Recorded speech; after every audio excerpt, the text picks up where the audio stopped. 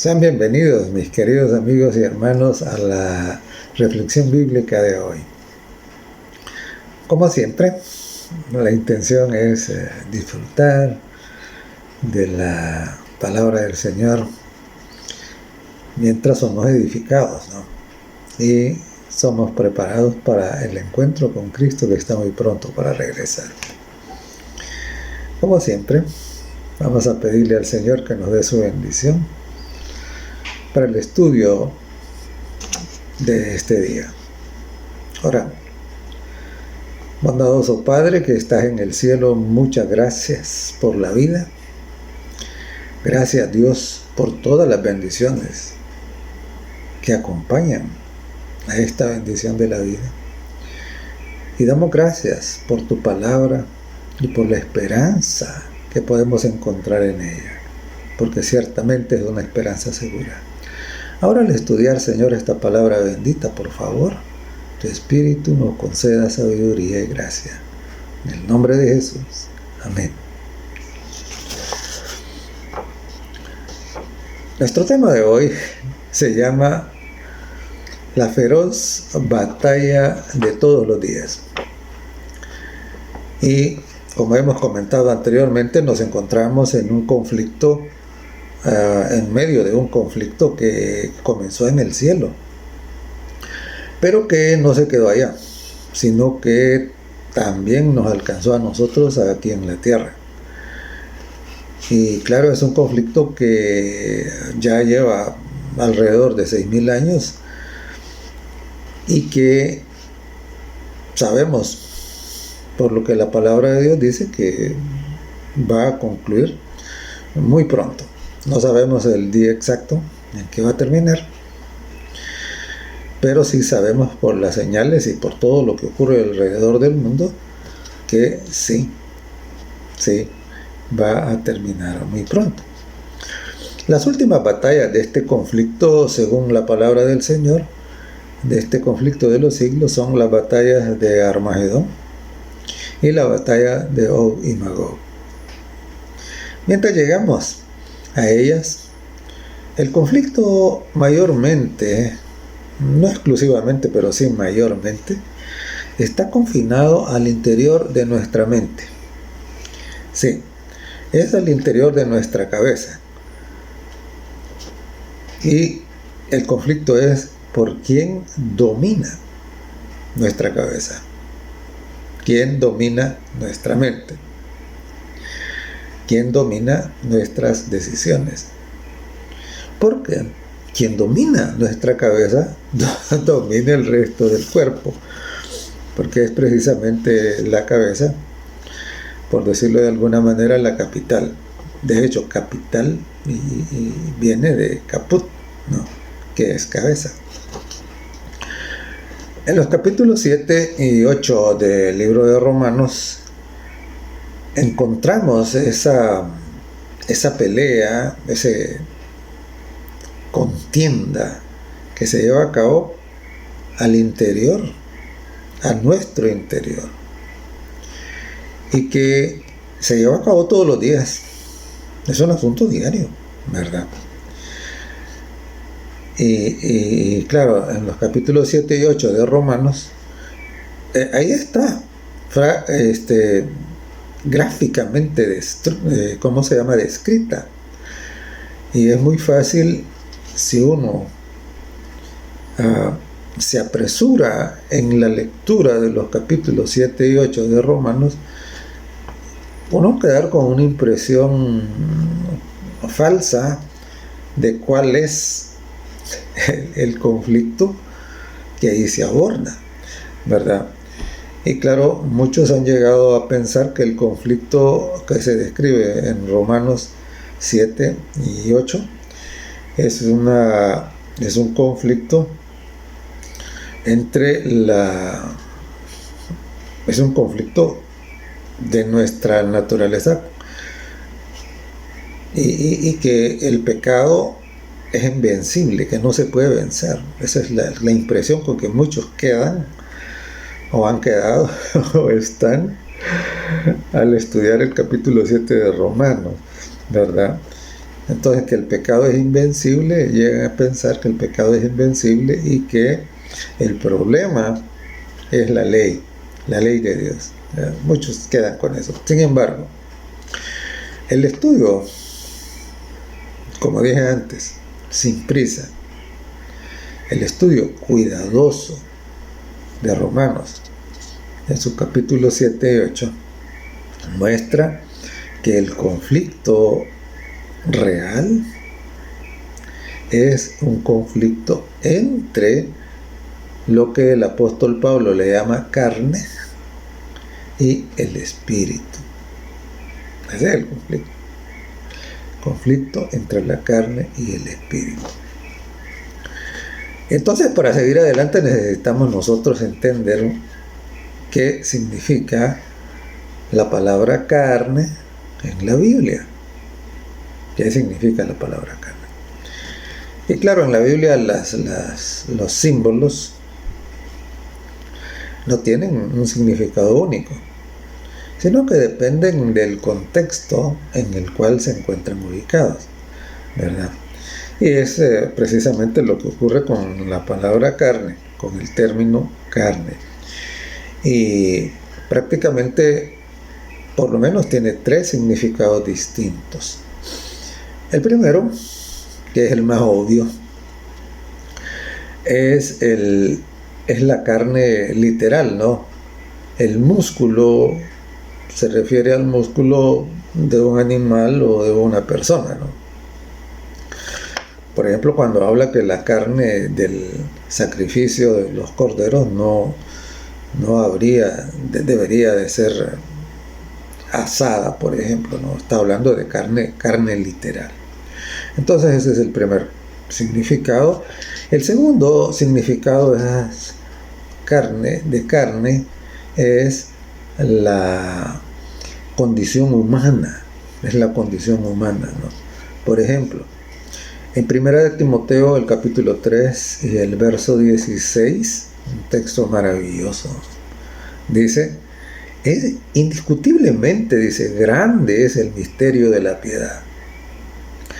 Dios fue manifestado en carne, dice, justificado en el Espíritu, visto de los ángeles, predicado a los gentiles, creído en el mundo y recibido arriba en gloria. Entonces, cuando dice que Dios fue manifestado en carne, se refiere a que Jesucristo se hizo humano, ¿verdad? Se hizo hombre, como nosotros. Entonces, claro, ahí carne significa la humanidad. Y en el contexto de Romanos, los capítulos 7 y 8, y también otras partes de la epístola de Pablo a los romanos, el término carne lo que significa es el dominio de la naturaleza pecaminosa. O sea, funcionar de acuerdo a nuestros apetitos y deseos. Vivir para complacer nuestros gustos. Eso es lo que significa carne, ¿eh?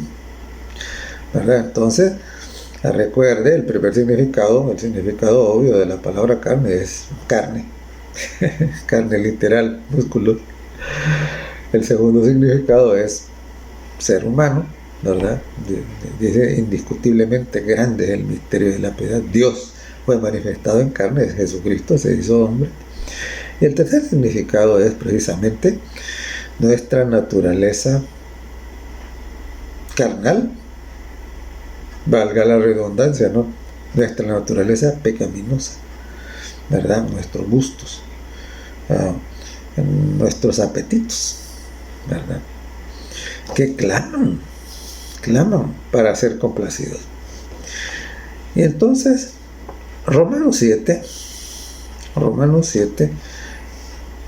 es interesante porque Romanos 7 en realidad no está describiendo la condición de una persona que es incrédula, no. Está describiendo la condición de una persona que es religiosa, ¿sí? Y ya lo vamos a ver, ya lo vamos a notar. Dice, y claro, Romanos 7 y 8 presenta precisa la condición de un tipo de personas a los que Apocalipsis en el capítulo 3 se le llama tibios. ¿Por qué?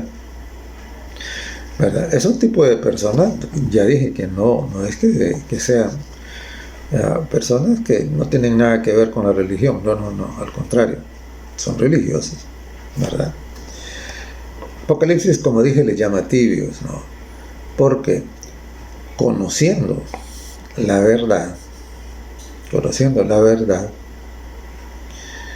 teniendo conocimiento de lo que Pablo le llama la ley, se dejan llevar. ¿Por qué? Se dejan llevar por sus gustos, ¿verdad? Es quien tiene dominio de lo que hacen, son sus instintos, su naturaleza caída, es decir, su carne, ¿verdad? Entonces no funcionan de acuerdo a lo que saben, sino que funcionan, como diría alguno, de acuerdo a lo que su cuerpo les pide. Sí, saben que deben obedecer, pero no lo hacen,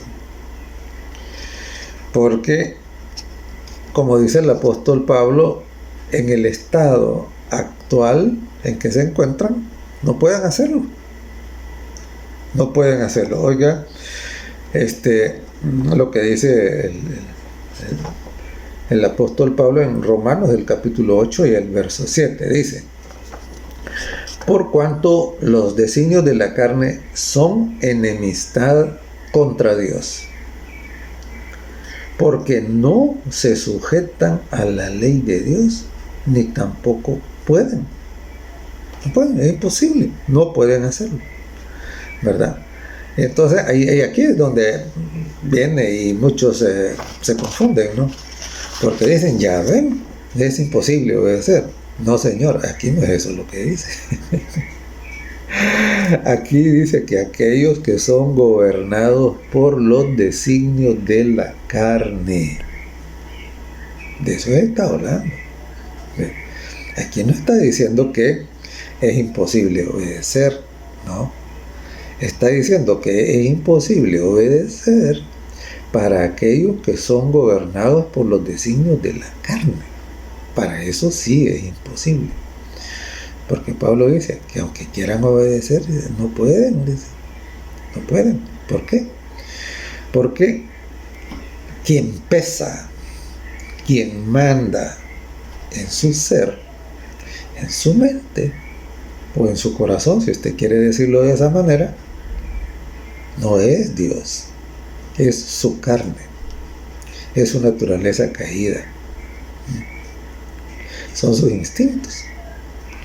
Entonces, mientras eso sea así, para esta clase de personas, y yo espero que usted no sea una de ellas, ¿verdad? Será imposible obedecer. Y luego dice en Romanos, el capítulo 7 y el verso 18. Mire Pablo cómo describe esa condición. Porque Pablo describe que en la condición carnal, vamos a llamarle, carnal significa bajo el dominio de los gustos, bajo el dominio de la carne, bajo el dominio de los instintos, dice, y yo sé, dice, que en mí, esto es, en mi carne, dice, es decir, en su condición carnal. En mi carne, dice Pablo, no mora el bien, porque el querer el bien está en mí. Por eso decimos que aquí no es un asunto de personas malas, malas per se, sino de gente religiosa, ¿no? Asumimos que los religiosos son buenos. Y entonces dice, porque el querer hacer el bien, dice, está en mí, pero no el hacerlo, dice. O sea, Y entonces, claro, esta es la condición del tibio, ¿no? El tibio sabe la teoría. El tibio, uno platica con un tibio y entonces, si ellos conocen muy bien el evangelio, conocen la doctrina y es capaz, ellos pueden evangelizar a otros con sus palabras, no con su ejemplo, ¿verdad? Con sus palabras. Ellos conocen la doctrina, conocen la teoría, pero ¿qué? Pero no la viven, ¿verdad? Pero no la viven. Entonces, claro, ¿y por qué no la viven? Porque no pueden. Así de simple. Entonces, esta es la condición, ¿no? Y Pablo dice, por eso, ¿no? Pablo dice, no, dice, hallo esto en mí, dice, en mi carne no mora el bien. Si en mi carne no mora el bien, mientras mi carne sea la que gobierna mi vida, simple y sencillamente para mí va a ser imposible ser obediente, a ser, digamos, vivir de acuerdo a los principios santos y preciosos del Evangelio, ¿no? Entonces va a ser imposible, ¿verdad? ¿Por qué? Porque es mi carne la que gobierna. Entonces, esta es exactamente la condición y el discurso de los tibios, ¿verdad? Y por eso ocurre que hay muchos, incluso predicadores tibios, diciendo de que el pecado es invencible, que la ley no se puede cumplir, que no se puede tener victoria sobre el pecado y que vamos a seguir pecando por siempre hasta que estemos en el cielo. Hermanitos y amigos queridos, es que el que siga pecando ni va a ir al cielo. Ya vamos a ver, ¿no? ¿Verdad? Porque escrito está, sin santidad nadie verá al Señor. Y el término santidad lo que implica es el dominio de ¿qué? El dominio de Dios sobre nuestra vida. Y mientras la carne domine, simple y sencillamente, nosotros no tendremos acceso a la santidad. O la santidad no va a residir en nosotros. Simple, ¿verdad? Muy bien. Entonces, ahora en el capítulo 7 de Romanos, en el verso 25 dice: gracias doy a Dios por Jesucristo, Señor nuestro. Así dice que yo mismo con mi mente, ojo, con mi mente, sirvo, dice, a la ley de Dios, más con la carne a la ley del pecado. ¿Qué es lo que está diciendo el apóstol aquí? El apóstol dice que sí, nuestra vida es gobernada de manera inteligente, tomando decisiones racionales con nuestra mente, entonces vamos a servir a Dios. Pero, si no es así, si es nuestra carne la que nos gobierna, entonces lo que él dice es que vamos a servir a la ley del pecado, ¿verdad? En otras palabras, el conocimiento de la verdad, el conocimiento del Evangelio, gobernando, tomando decisiones racionales inteligentes, nos permite que, como dice Pablo, servir, ¿verdad?, a la ley de Dios, ser obedientes, ¿no? En cambio, dice que si lo que nos gobierna es la carne, entonces dice que nosotros vamos a servir a la ley del pecado. Este es el conflicto. Este es el conflicto de todos los días y casi de cada momento, ¿no? Es el conflicto de ¿a cuál ley servimos? ¿A la ley de Dios o a la ley del pecado? Este es el verdadero conflicto que se describe en Romanos 7 y 8, ¿verdad? Y es muy interesante. ¿Por qué razón? Porque cuando nosotros le damos una mirada al cerebro vamos a encontrar que las decisiones inteligentes, las decisiones racionales, se llevan a cabo con lo que los ah, los que le dan nombre a los órganos del cuerpo le han llamado la corteza prefrontal, que está ubicada precisamente en la parte delantera del cerebro. Y mi querido hermano y amigo, usted nunca debe olvidar lo siguiente. Fíjese que cuando el libro de Apocalipsis habla de los 144,000 sellados, que dice que son sin mancha delante del trono de Dios, dice que ellos han recibido un sello, que han recibido también, dice, el nombre de Jesucristo y del Padre en la frente, dice, en la frente, ¿verdad? Y que si la frente es precisamente la parte delantera, ¿no? Es en donde tenemos nosotros precisamente la corteza prefrontal, con la cual se toman las decisiones racionales, las decisiones inteligentes, ¿no? Llámele las decisiones superiores si quiere.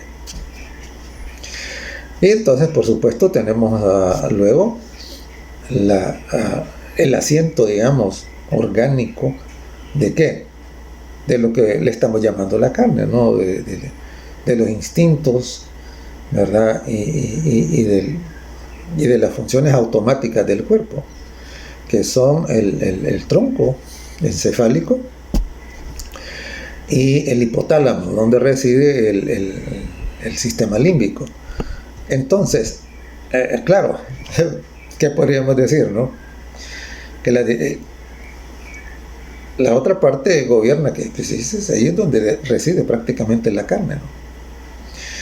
Y claro, el sistema límbico lo que hace es mantener funcionando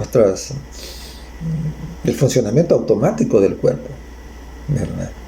Nosotros no necesitamos pensar para seguir respirando.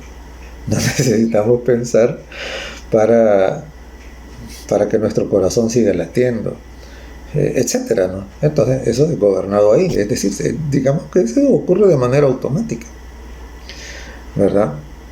Entonces, claro, por eso yo comparo con esto, ¿no? Que como que el gobierno, digamos, de las decisiones superiores basadas en la palabra de Dios ocurre precisamente en la corteza prefrontal, aquí, y las otras son nuestros gustos que se disparan o nuestros instintos que se disparan automáticamente. Esos son los otros, ¿no? No, normalmente no, eso no se decide aquí, sino que ni se decide, ¿no? Que uno obra automáticamente, actúa. Y mis queridos hermanos, ustedes habrán notado, mis amigos queridos también, habrán notado cuánta gente precisamente se encuentra en la cárcel o se encuentra en el sepulcro por haber actuado así automáticamente de acuerdo a lo que la carne les impulsó. En un arranque de cólera dijeron palabras que no debían, ¿verdad? O hicieron cosas que no debían. Y entonces esto los condujo ¿a dónde? Los condujo a la cárcel o al sepulcro. ¿Por qué? Cuando actuamos según la carne, gobernados por la carne, no medimos las consecuencias. No pensamos en el daño que le haremos a otros, ni tampoco en el daño que nos hacemos a nosotros, ¿verdad? Simplemente es reaccionar de acuerdo al instinto o al gusto del momento, ¿no? Entonces, de hecho, diría que mucha gente ha ido al sepulcro o a la cárcel, o vive mal, o vive muy mal, precisamente por no tomar las decisiones que debe tomar, sino por actuar de manera automática, ¿no? Algunos le llaman a esto tener mecha corta, ¿no? Simplemente dejarse llevar arrebatadamente. Y claro, es increíble ahora porque tenemos nosotros una abundancia demográfica, diría yo. ¿De qué? Pues sí, demografía se refiere al número de personas, ¿no? De gente con enfermedades que son prevenibles. Por ejemplo, la diabetes tipo 2, la hipertensión, y otras similares, ¿no? Bueno, la artritis misma.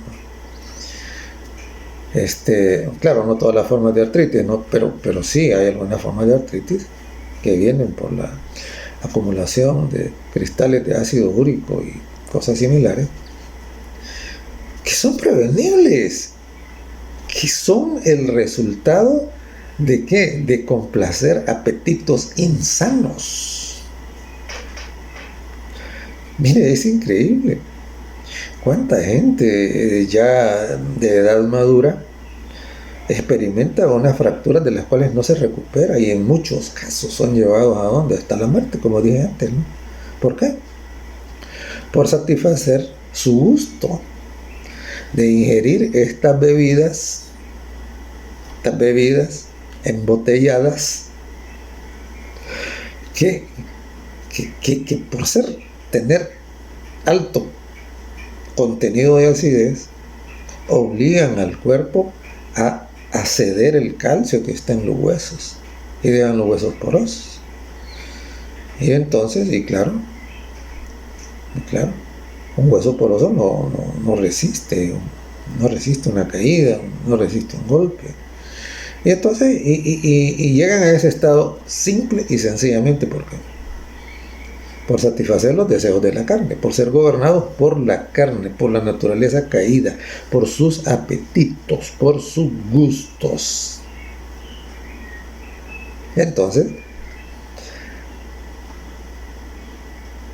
en la mayoría de los casos claro, no estoy diciendo que uno no que no hay, a veces no hay gustos que son saludables. ¿Cómo no? Si hay gustos que son saludables. Y eso no hay ningún problema, ¿no? Pero hay otros que no. Y ahí es donde entra precisamente el conocimiento, ¿no? La decisión inteligente, la decisión racional. Por supuesto.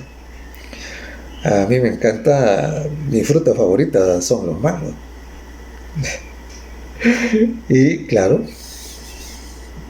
satisfacer el gusto comiéndose un mango, eso, el mango, aparte de que tiene un sabor deliciosísimo para mí, tiene vitaminas.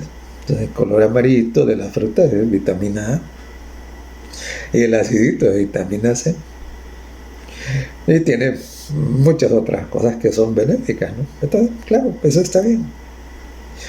Pero cuando su gusto lo que le pide, ¿qué? Son esas otras cosas que usted ya sabe que son dañinas para la salud. ¿Sí? Por ejemplo, el alcohol, pues. Por ejemplo, el alcohol. Y muchos, desafortunadamente, hicieron que su carne se volviera adicta al tabaco, por ejemplo, o a la cafeína, bueno, al azúcar, ¿verdad? Entonces, claro, ¿cuál es el resultado? El resultado es negativo, ¿verdad? Entonces, claro, esa es la lucha, ¿no? La lucha es entre vamos a obedecer a nuestra carne o vamos a obedecer a Dios. A Dios. Y recuerden, nunca, Dios no nos ha dado una indicación, nunca, ni una sola, que sea contraria a nosotros. No. Si es que Dios nos ama. Y Él todo lo que nos ha enseñado, todo lo que nos ha aconsejado, todo, sin excepción, es para nuestra bendición. En otras palabras, vivir obedeciendo a la carne, a los instintos, a los gustos, a los apetitos, sin considerar las consecuencias, llevando a la contraria lo que ya sabemos que es malo, llevando a la contraria lo que ya sabemos que es bueno, que es lo que Dios ha dicho, y haciendo lo que ya sabemos que es malo, entonces claro, eso será para maldición. Muy bien, entonces no olvide, Pablo dice, si vivimos tomando decisiones racionales, inteligentes con nuestra mente, serviremos a la ley de Dios, dice. Y si vivimos obedeciendo a la carne, dice, entonces servimos a la ley del pecado. No lo olvide. Y no olvide tampoco que la paga del pecado es muerte. Es decir, la consecuencia del pecado es muerte. Muy bien. Entonces, precisamente porque Dios es amor, precisamente por eso es que Dios nos aconsejó, el Señor Jesucristo, en su condición de hombre cuando estuvo aquí en la tierra, Dios mismo, nos dijo así, dijo, velad y orad para que no entréis en tentación. Es decir, para que no caigamos, no cedamos a la tentación. Y entonces, note lo que dice, el espíritu a la verdad está dispuesto, pero la carne, dijo, es débil. Sí. El espíritu está dispuesto, dice, pero la carne es débil. Y ese es precisamente el conflicto, ¿no?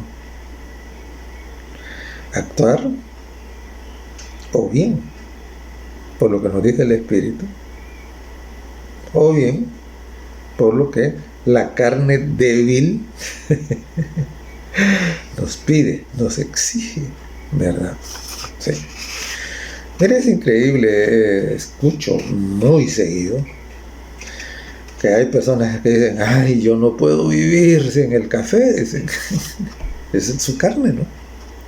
Les reclama. Un día estaba viajando bastante largo en bus, de un estado a otro, y entonces, y claro, al interior de los buses es prohibido fumar. Y claro, cuando llegábamos a una estación en donde algunos pasajeros tenían que bajar, miraba cómo los fumadores salían corriendo, ¿eh? Para mientras los otros pasajeros que se quedaban ahí se bajaban y le sacaban sus maletas, entonces salían corriendo a encender su cigarro y entonces y a medio fumar ahí, porque su carne los ha llevado a un estado de esclavitud, porque eso es lo que ocurre, ¿no? Es esclavitud. Y entonces, sí, es lastimoso, ¿verdad? Es lastimoso. Y exactamente, el Señor Jesús dijo, miren, velad y orad, ¿verdad? Velad y orad para superar esa situación, porque la carne, dijo, es débil. Entonces, claro. Ahora, no pasemos rápidamente de ese consejo. Entendámoslo bien. Digo, velad y orad. Ahí son dos verbos, es decir, el Señor Jesucristo nos está enseñando, nos está recordando, nos está aconsejando que hagamos dos cosas. Esas son acciones, ¿no? Velar, ¿qué significa? Velar es no dormirse, estar vigilante, ¿verdad?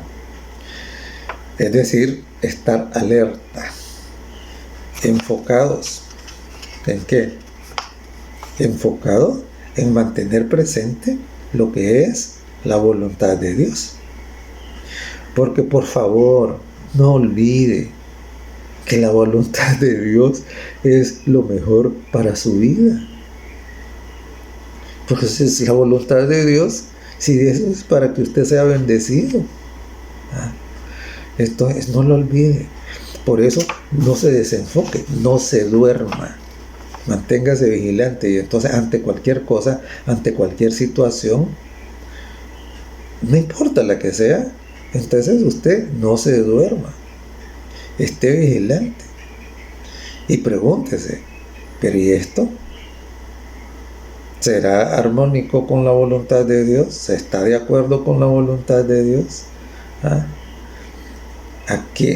¿Cuál va a ser el resultado de hacer esto o no hacerlo? ¿Va a ser para mi bendición, para la bendición del prójimo y para la honra del Señor? ¿O va a ser dañino para otros? Y si es dañino para otros, con toda seguridad también es dañino para usted. Sí, así es. Y por supuesto, si es dañino para cualquiera, eso ya no trae honra al Señor. Entonces, cuando el Señor dice velad, quiere decir que eso no, que nos mantengamos alerta, que no nos dejemos llevar arrebatadamente, ¿no? Pero no solamente dijo velad, sino que también dijo orad, ¿no? Velad y orad, dice, para que no caigas en la tentación. Y claro, poner un ejemplo. Llegamos a un restaurante de comida a la vista. Y entonces, ¿qué? Encontramos ahí una serie de cosas que apelan a nuestro apetito. Pero que ya Dios nos ha dicho, eso no es bueno para tu salud. En otras palabras, eso es como una suerte de veneno que no te va a matar de un solo, pero te va a matar siempre, ¿verdad? Por ejemplo, un montón de esos postres cargados de azúcar y de grasas saturadas, ¿no? Que son muy deliciosos, por cierto. Son muy deliciosos, pero son dañinos. Entonces, claro, lo normal es que si nosotros ya hemos degustado eso antes, cuando no sabíamos que era dañino, y ahora que venimos y nos encontramos a eso, entonces, ¿qué vamos a hacer? Debemos velar, ¿no? Y decir, bueno, ese postre es muy rico, es muy sabroso, mejor dicho. ¿Pero qué? Pero, mi cuerpo es templo del Espíritu Santo. Y si yo me como eso, entonces ¿qué? Y si yo ya tengo prediabetes o diabetes, o no tengo nada de eso todavía, pero por comer ese tipo de cosas de manera consuetudinaria voy a llegar a tener eso, entonces claro, pero es que me gusta tanto eso. Velad,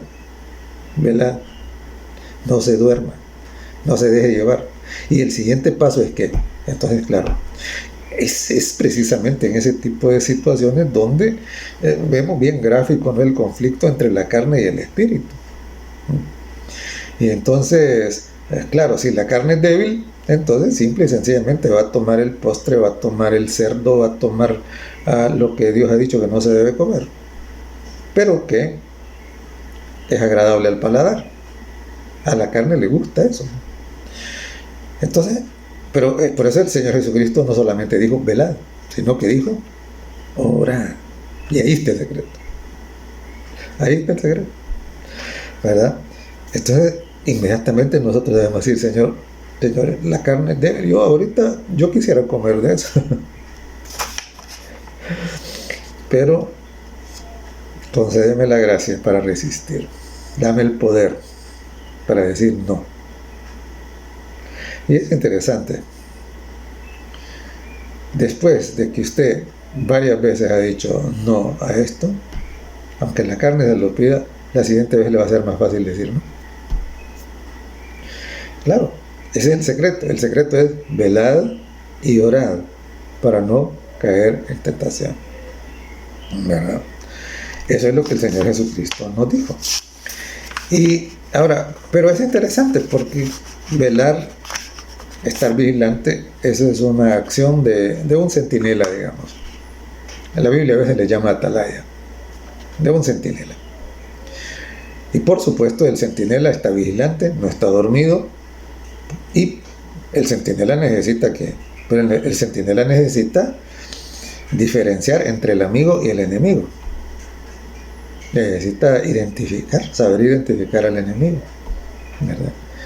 ¿Y cuál es la única manera en que nosotros podemos identificar lo que es bueno y lo que es malo?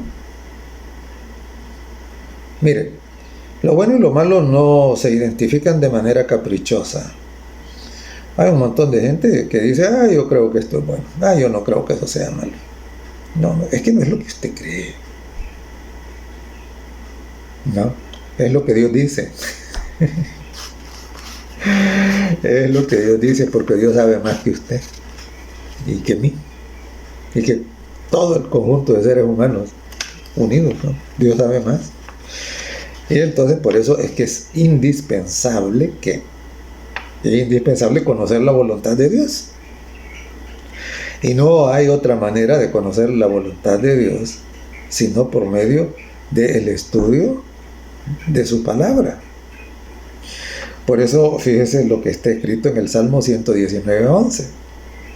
En el Salmo 119:11 dice: en mi corazón he guardado tus dichos para no pecar contra ti. En mi corazón he guardado tus dichos. Quiere decir, eso quiere decir, en mi mente le he dado lugar ¿a qué? A los consejos divinos. Es eso lo que me va a permitir que, estando vigilantes, tomar decisiones correctas. Las decisiones tomadas en armonía con esos dichos que he guardado en mi corazón, en mi mente, pues. Esos son los que me van a evitar pecar contra Dios. Y claro, pienso en este momento en el caso de José, en su puesto de mayordomo, ¿no? Y tentado por aquella señora, ¿no? Claro, no sabemos cómo era, pero igual es una tentación. Y entonces, claro, José, vea usted, José precisamente estaba vigilante, ¿no? ¿Y qué dijo? No, dijo, ¿cómo haría yo tan grande mal? ¿Y cómo es que José sabía que cometer adulterio era malo? ¿Cómo lo sabía? Porque la palabra de Dios lo dice. Y él lo tenía aquí guardadito. A eso se refiere: en mi corazón he guardado tus dichos, ¿verdad? Y entonces él dice: ¿cómo haría yo ese grande mal? Y pecaría contra Dios, dice. Es lo que dice aquí: en mi corazón he guardado tus dichos para no pecar contra ti. Entonces, no olviden, el Señor Jesucristo dijo: velad y orad para que no caigas en tentación, ¿verdad? Porque la carne es débil, dice. Entonces nosotros necesitamos poder divino. Sin la asistencia de ese poder divino, que viene precisamente como respuesta a la oración para resistir la tentación, simplemente nosotros vamos a caer bajo la esclavitud de la carne. Y esto nos llevará ¿a qué? A pecar contra Dios. Y recuerden que la consecuencia del pecado, ¿qué es? Es enfermedad, es dolor, es muerte, ¿verdad? Entonces, en el Evangelio de Juan, en el capítulo 6 y el verso 63, el Señor Jesucristo, nuestro maravilloso Maestro, nuestro Salvador, Dios hecho hombre, dijo así: dijo, el Espíritu, ojo, el Espíritu es el que da vida, dijo. El Espíritu es el que da vida. La carne, dijo, oiga, la carne para nada aprovecha. Las palabras que yo les he hablado son espíritu y son vida. Claro, el Espíritu Santo jamás de los jamases lo va a inducir a usted a tomar una decisión contraria a la palabra de Dios. Nunca. Y entonces cuando usted se acostumbra a vivir de esa manera, ¿qué dice que es el resultado? Vida. Bueno, el Señor Jesucristo ya había dicho: Yo he venido para que tengáis vida y la tengáis en abundancia. ¿Eh? Entonces, no es para que vivamos como vegetales. No, no. Entonces, el espíritu, dijo, es el que da vida. Y entonces dijo, la carne para nada aprovecha. Entonces, claro, en este conflicto entre el espíritu y la carne, nosotros debemos de entender, ¿no?, que al final de cuentas, vivir obedeciendo a la carne es que es muerte, ¿verdad? Entonces yo he tenido un compañero, claro, cuando allá por los años 75, yo tomé la decisión de no comer carnes.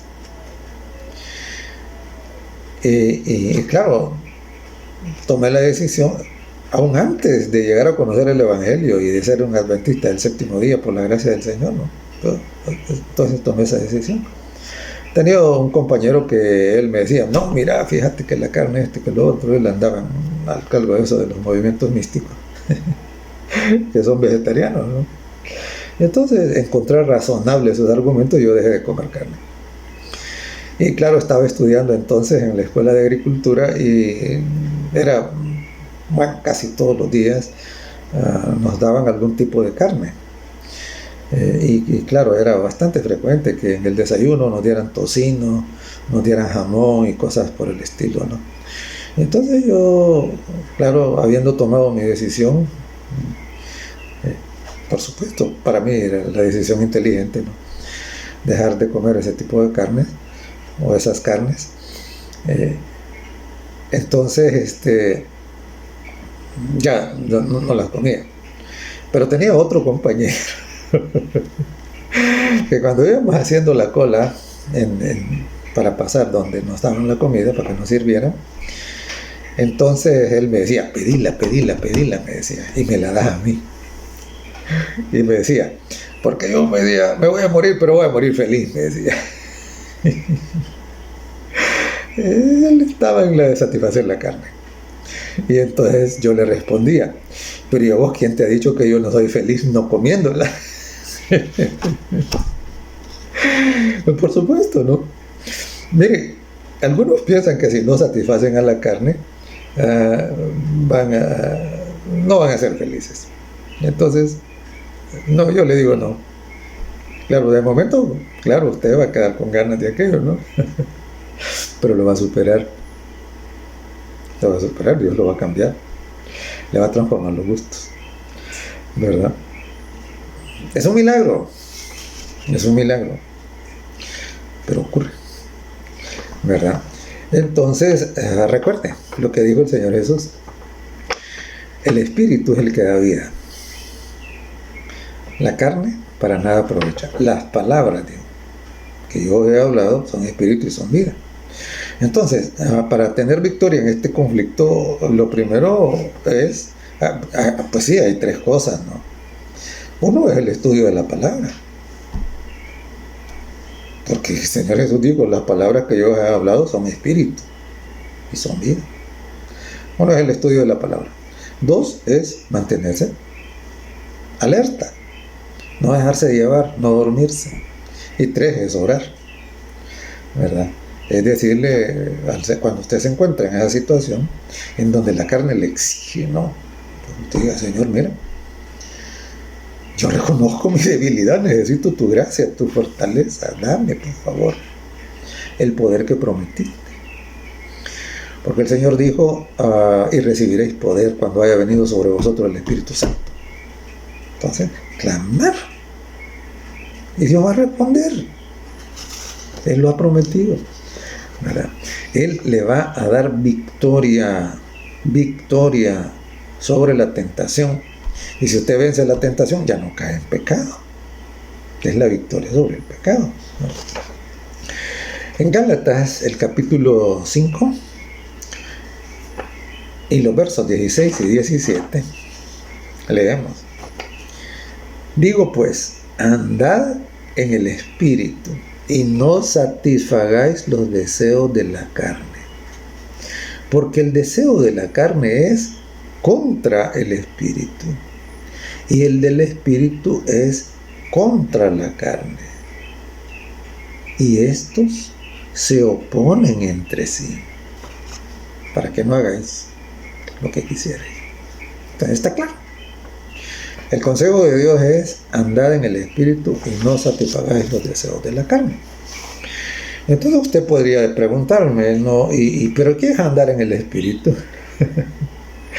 Mire, andar en el espíritu es precisamente decidir tomar todas nuestras decisiones conforme a la revelación que el Espíritu Santo ha hecho, que es su palabra. En la segunda epístola de Pablo a Timoteo dice: porque toda la escritura es inspirada por Dios, pues los santos varones no escribieron, dice, siendo inspirados por el Espíritu Santo. Entonces, claro, la palabra de Dios es la palabra del Espíritu. Entonces usted anda en el Espíritu cuando anda en armonía con lo que la palabra de Dios dice. Por eso en mi corazón he guardado tus dichos para no pecar contra ti. ¿No? O sea, todo es coherente, pues todo está conectado. A mí me encanta, me es fascinante. Como en la Biblia todo maravilloso. Entonces, claro, recuérdelo, el espíritu y la carne se oponen. Y este es el problema de los tibios. El problema de los tibios es que quieren armonizar el espíritu y la carne. Eso no se puede. No se puede, se oponen. Y entonces, claro, cuando se quiere armonizar el espíritu y la carne y cargar con los dos, la carne termina dominando, ¿verdad? La carne termina dominando. Entonces es importante que entendamos esto. En Gálatas, siempre en el capítulo 5 y en los versos 19 al 21 leemos lo siguiente. Porque claro, cualquiera podría preguntar, pero pues sí, entonces, ¿qué es? En lo concreto, ¿qué es todo esto? No, ahí le va. Dice así: y manifiestas son las obras de la carne, dice. O sea, ¿en qué consiste? ¿Qué es lo que la carne hace? Dice que son adulterio, fornicación, inmundicia, lascivia, idolatría, hechicerías, enemistades, pleitos, celos, iras, contiendas, disensiones, herejías, envidias, homicidios, borracheras, orgías, cosas semejantes a estas, acerca de las cuales os amonesto, como ya os he dicho antes, que los que practican tales cosas, oiga lo que dice, los que practican tales cosas no heredarán el reino de Dios. ¿Ok? Entonces, cuando usted le pone cuidado a esto que aquí se llama obras de la carne, se va a encontrar, ahí están las violaciones a los mandamientos de Dios. Ahí están. O sea, violar los mandamientos de Dios son obras de la carne, así de simple. Por eso las obras de la carne son ¿qué? Idolatría. Y es interesante porque el concepto de idolatría algunos lo reducen tanto y piensan que eso se reduce únicamente a estar relacionado con las estatuas o las imágenes o las pinturas, los cuadros. No sé, no. El término de idolatría, el concepto de idolatría es profundo, es amplio. Y el ídolo más adorado es su carne. Porque un ídolo es todo aquello que en su vida ocupa el lugar de Dios. En otras palabras, si usted vive para satisfacer los deseos de su carne es su ídolo. Usted es un idólatra. ¿Por qué? Porque su carne, su gusto, su instinto, su placer se ha convertido en su Dios. Eso anda conforme a la carne. Entonces, claro, podríamos hacer también un análisis similar para las demás cosas que aparecen ahí. Entonces, nadie puede, decir que anda en el Espíritu y es desobediente a los mandamientos de Dios. No. El espíritu nunca lo va a llevar a desobedecer los mandamientos de Dios. La violación de los mandamientos de Dios es vivir de acuerdo a la carne, porque es hacer lo que a uno le da la gana. Sí, Señor, todos los mandamientos, ¿verdad? Entonces, claro, recuerde cómo termina el pasaje. El verso 21 dice: los que practican, dice, tales cosas no heredarán el reino de Dios. Entonces, claro, volvemos a donde comenzamos. Los tibios. Los tibios, ellos saben lo que tienen que hacer, pero no lo hacen. Viven de acuerdo a la carne. ¿Van a heredar el reino de Dios? No, no lo van a heredar. Y por eso es que allá en Apocalipsis 3, allí en el mensaje a la iglesia de la Odisea, ¿qué dice? Dice: por cuanto eres tibio, quieres revolver la carne, que la mundanalidad es una forma de, una modalidad de la esclavitud de la carne, ¿verdad? Con el espíritu. Entonces, ¿qué dice el Señor? Dice: te vomitaré de mi boca. Claro, así. O sea, mire, Dios dice las cosas como son. Él no es ningún hipócrita, no, Señor. Él me encanta a mí porque Él deja las cosas claras. Y Él dice: miren, yo les pongo a ustedes delante del bien y del mal. Escojan el bien. Pero si quieren escoger el mal, es cosa de ustedes.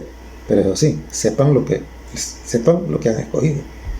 Sepan para dónde van. Sepan lo que les va a pasar. Entonces el Señor dice acá, les dice a la Odisea: te vomitaré de mi boca. ¿Verdad? ¿Por qué? No heredarán el reino de Dios. El espíritu, pero luego dice en Gálatas el capítulo 5 y el verso 24, y recuerde, ya Jesús allá en Mateo 26 había dicho: velad y orad. No lo olvide, por favor. No lo olvide.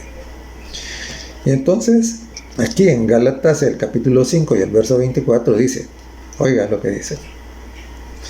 Dice: pero los que son de Cristo, dice, los que son de Cristo, los cristianos, pues, los cristianos legítimos, los verdaderos,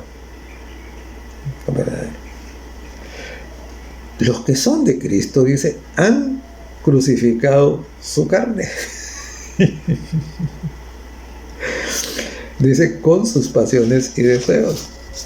¿Y qué significa crucificar la carne?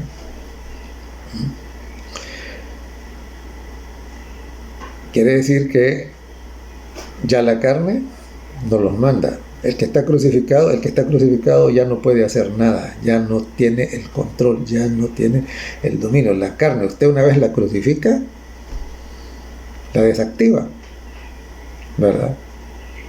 Los que son de Cristo, dice, han crucificado la carne.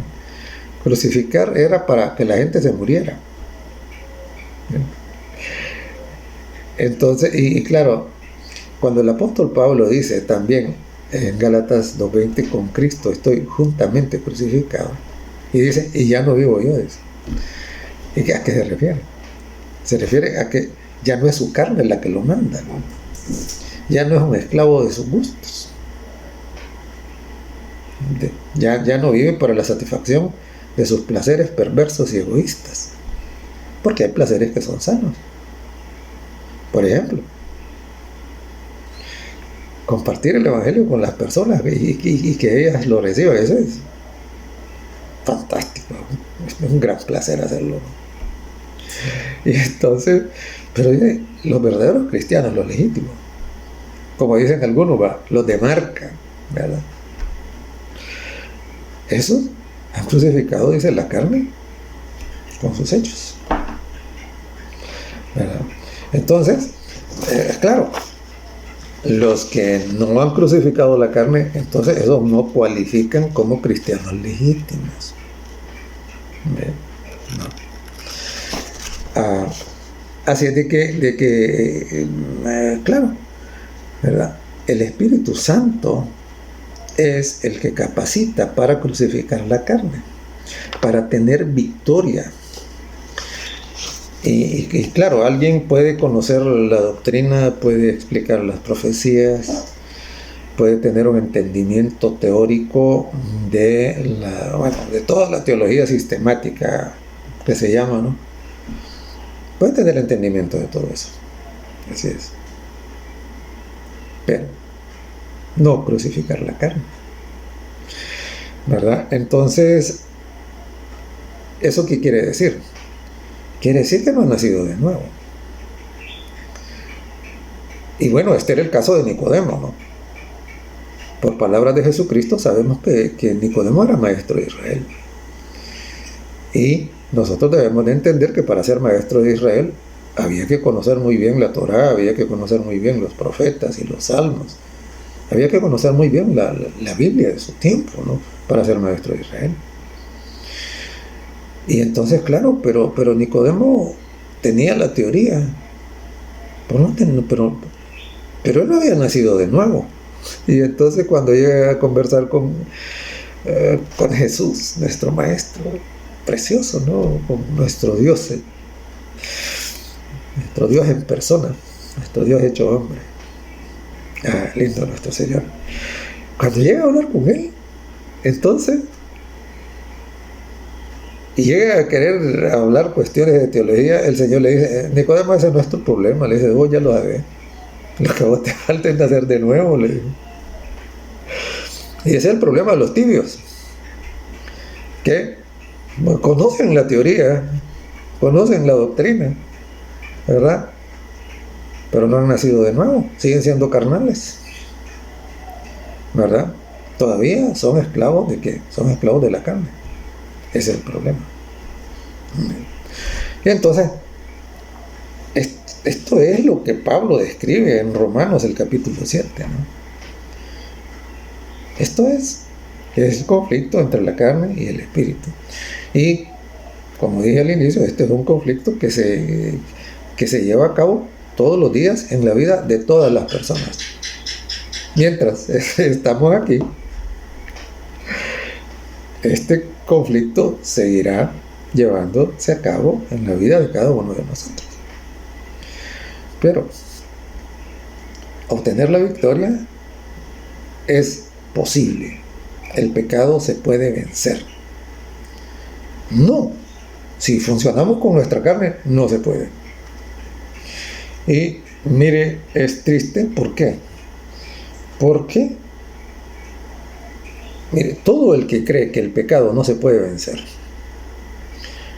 y dicen esto, y enseñan esto, es simplemente porque no están en Cristo. ¿No? Fíjense lo que dice la palabra de Dios. La palabra de Dios dice así. Ahora pues, dice, ninguna condenación hay, dice, para los que están en Cristo Jesús. Los que no andan, dice, conforme a la carne, sino conforme al Espíritu. Precioso. ¿Qué conclusión? Maravilloso. Ninguna condenación hay para los que están escritos en Cristo. Y estar en Cristo significa no andar conforme a la carne, sino conforme al Espíritu. Y ya vimos que andar conforme al Espíritu es andar conforme a la palabra de Dios. ¿Es que es complicado esto?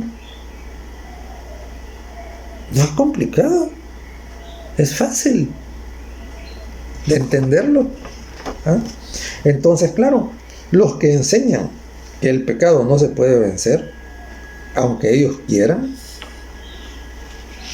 es porque no han nacido de nuevo, es porque son carnales. Y desafortunadamente a veces escuchamos decir estas cosas de que el pecado es invencible, aún por predicadores reconocidos, ¿no? Predicadores reconocidos. En Filipenses 4:13, el apóstol Pablo, hablando de situaciones complicadas, dice, ¿no? Todo lo puedo en Cristo que me fortalece. Y claro, la palabra de Dios también nos dice, no les ha venido ninguna tentación que no sea humana, dice. ¿Ve? Y Dios no nos dejará ser tentados más de lo que podemos soportar, dice.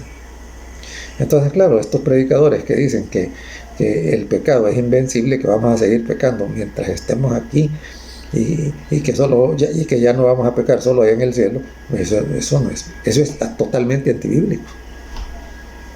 Es totalmente antibíblico. Por eso a mí me encanta siempre hacer referencia a los 144,000 sellados, porque dice que son sin mancha delante del trono de Dios. ¿Eso qué quiere decir? Han tenido victoria sobre el pecado. Y usted debe ser uno de esos. Sí. Dios ha puesto, le ha servido a usted la palabra. Sí, Señor, para que usted se empodere con ella. Y ha puesto a su disposición el poder del Espíritu Santo. Cuando usted lo pida, cuando usted lo necesita, el Espíritu Santo no viene si usted no lo pide. Deja de pedirlo, ¿verdad? Entonces, claro, en la feroz lucha de todos los días, nosotros decidimos si vamos a obedecer a la carne y vamos a permanecer esclavos, o vamos a obedecer al Espíritu. Cuando decidimos crucificar la carne,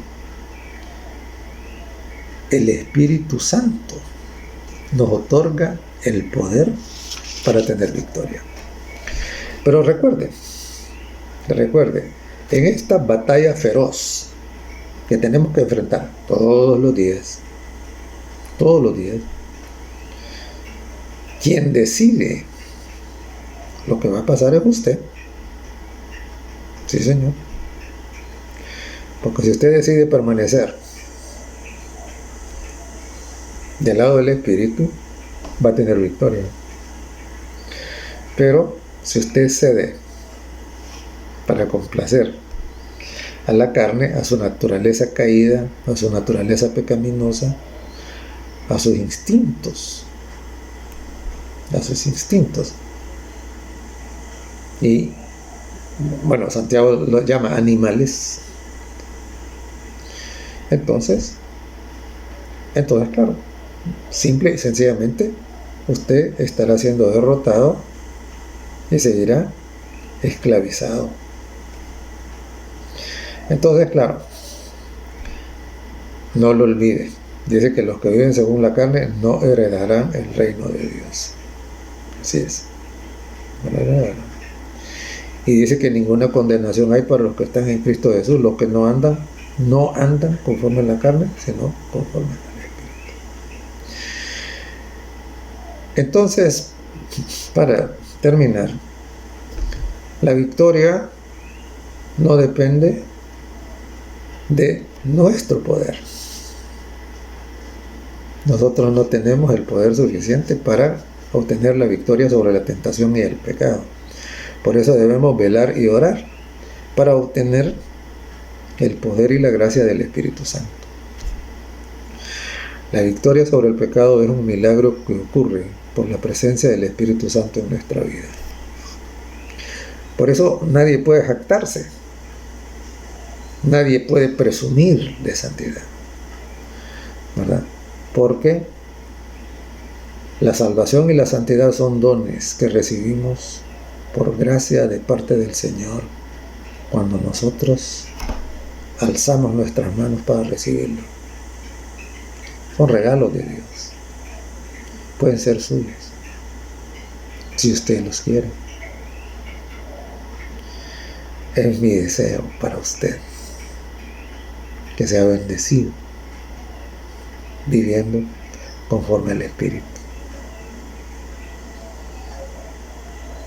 Dios haga eso una realidad en su vida. Amén. Bondadoso Padre, gracias por tu palabra tan hermosa, tan útil, tan poderosa. Por favor, haz que lleve fruto en las vidas de todos nosotros, para nuestra bendición y para tu gloria, para tu honra. En el nombre de Jesús lo pedimos. Amén.